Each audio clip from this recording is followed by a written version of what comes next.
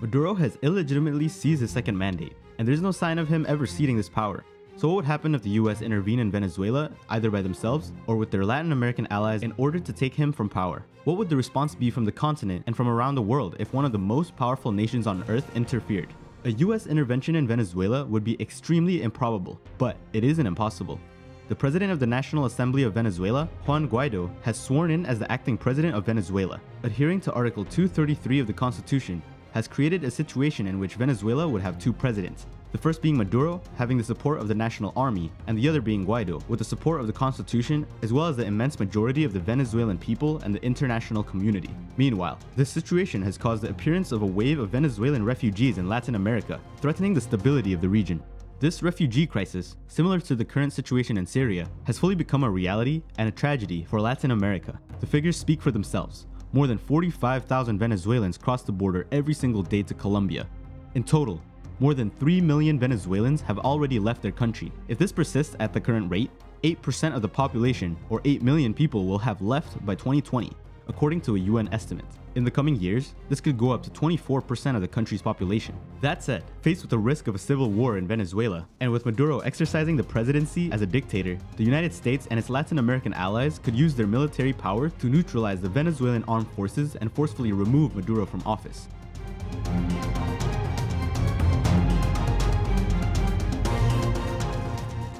So how could this play out? Let's look at a little bit of context. The National Assembly of Venezuela, with an opposition majority, is the only remnants of democracy in Venezuela. The National Assembly that was elected in 2015 was neutralized and placed in contempt by the Venezuelan Court of Justice. With the election of the National Constituent Assembly, its functions were utilized since this Constituent Assembly did not have the validation by the referendum in order to carry out a Constituent Assembly. Therefore, the illegitimate presidential elections of May 2018 did not count on the participation of the opposition, since the electoral entity prohibited the participation of the parties within it. Maduro sworn into the TSE for the second term, and this set off red flags in DC. Before that, the opposition and President of the National Assembly, Juan Guaidó, assumed office of the President of the Republic under Article 233 of the Constitution, since Maduro usurped this seat. In this situation where two presidents are present, one with firearms and support from the army, and the other based on the Constitution, the Maduro regime is totally isolated from the region, conserving a few allies in Latin America such as Mexico, Bolivia, and Nicaragua, as well as others in the world such as Russia and China. The Venezuelan refugee crisis will continue to displace millions of Venezuelans to countries such as Colombia, Mexico, Peru, Panama, Ecuador, and other countries within the region. But before sending even a single airplane to Venezuela, the US would need support from both the government and the military for an intervention of this caliber. This could be extremely difficult to attain for the White House, even if the entirety of the region, as well as the EU, has already recognized that the government is run by Juan Guaidó. The vast majority of Latin American countries are also against the Maduro regime and the dictatorship that he is trying to impose. Although this same majority would be very distrustful and resistant to the idea of a military intervention in Venezuela. It's one thing to condemn an action, but it's another to send young people to die for a country that's not even theirs. At this point, there are currently two nations that could possibly support the US, at least diplomatically, since they are directly affected by the crisis, Colombia and Brazil. But between them, the only nation that could give military support would probably be Colombia, given their concern and close proximity to Venezuela. Brazil and Mexico are two of the most powerful nations in Latin America, in terms of military and economic power. Their support would be essential to inspire other Latin American allies to take action. However, with López Obrador in power and giving Maduro support, any support from Mexico is essentially non-existent. The participation of Brazil with Bolsonaro in power could be met with hesitation, but it would still be possible, considering the rejection of the president of the extreme right with the Venezuelan regime. Being neighboring states to Venezuela, and the first to be exposed to a potential war, it is uncertain if Brazil and Colombia will conduct a military intervention against Venezuela. Most likely, the White House will try to persuade the Mexican government to intervene, similar to when the US persuaded the UK to co-invade Iraq in 2003. In the medium term, the US would have an assured military victory, although this victory will not necessarily mean a victory for the country.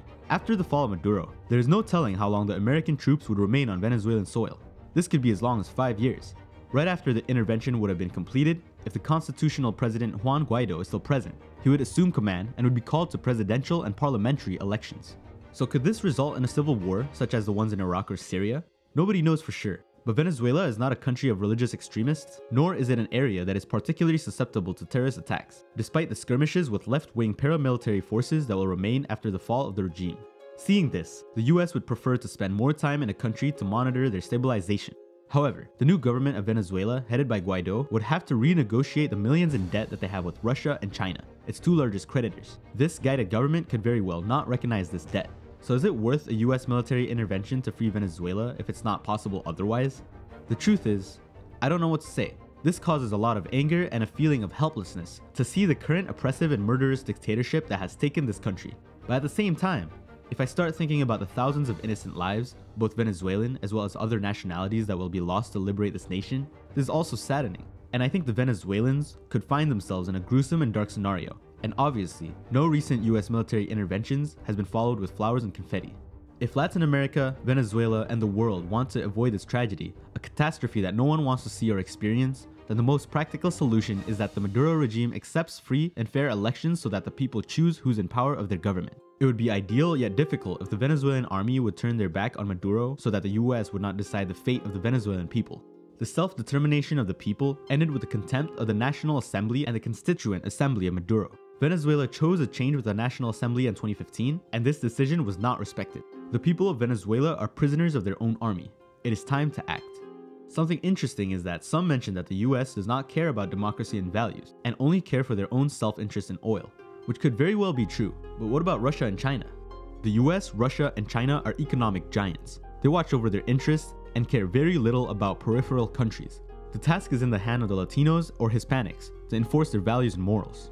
No dictator, left, right, or center will ever be justified. The people need to rise up and denounce what is happening. So I wish good luck to the United Latin America, a democratic Latin America with values, development, and economic progress. I hope you like this video and leave your take in the comments below.